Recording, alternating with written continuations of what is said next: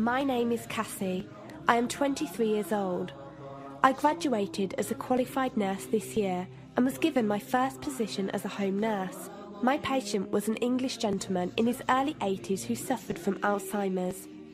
In the first meeting, the patient was given his record, and from it I could see that he was a convert to the religion of Islam, therefore he was a Muslim. I knew from this that I would need to take into account some modes of treatment that may go against his faith, and therefore try to adapt my care to meet his needs. I bought in some halal meat to cook for him and ensured that there was no pork or alcohol in the premises, as I did some research which showed me that these were forbidden in Islam. My patient was in a very advanced stage of his condition, so many of my colleagues could not understand why I was going through so much effort for him. But I understood that a person who commits to a faith deserves that commitment to be respected, even if they are not in a position to understand. Anyway, after a few weeks with my patient, I began to notice some patterns of movement. At first, I thought it was some copied motions he'd seen someone doing, but I saw him repeat the movement at particular times: morning, afternoon, evening. The movements were to raise his hands, bow, and then put his head to the ground. I could not understand it. He was also repeating sentences in another language. I couldn't figure out what language it was, as his speech was slurred, but I know the same verses were repeated daily. Also, there was something strange. He didn't allow me to feed him with my left hand. Somehow I knew this linked to his religion, but didn't know how. One of my colleagues told me about Paltalk as a place for debates and discussions.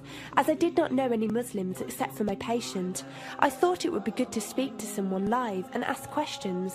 I went on the Islam section and entered the room True Message.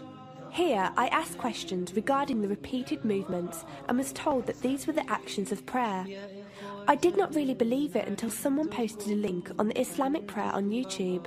I was shocked. A man who has lost all memory of his children, of his occupation, and could barely eat and drink, was able to remember not only actions of prayer, but verses that were in another language. This was nothing short of incredible, and I knew that this man was devout in his faith, which made me want to learn more in order to care for him the best I could. I came into the Paltalk room as often as I could, and was given a link to read the translation of the Quran and listen to it. The chapter of the bee gave me chills, and I repeated it several times a day.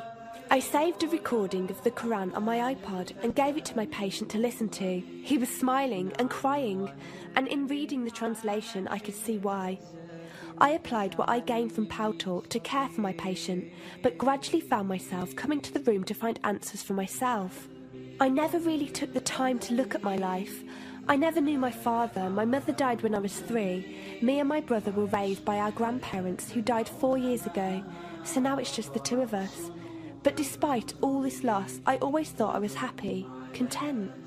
It was only after spending time with my patient that I felt like I was missing something. I was missing that sense of peace and tranquility my patient, even through suffering, felt. I wanted that sense of belonging and a part of something that he felt, even with no one around him. I was given a list of mosques in my area by a lady on Paltalk and went down to visit one. I watched the prayer and could not hold back my tears. I felt drawn to the mosque every day, and the imam and his wife would give me books and tapes to welcome any questions I had. Every question I asked at the mosque and on Paltalk was answered with such clarity and depth that could do nothing but accept them. I have never practiced a faith, but always believed that there was a God. I just did not know how to worship him. One evening I came onto Paltalk, and one of the speakers on the mic addressed me. He asked me if I have any questions. I said no. He asked if I was happy with the answers I was given. I said yes. He then asked what was stopping me accepting Islam. I could not answer. I went to the mosque to watch the dawn prayer. The imam asked me the same question.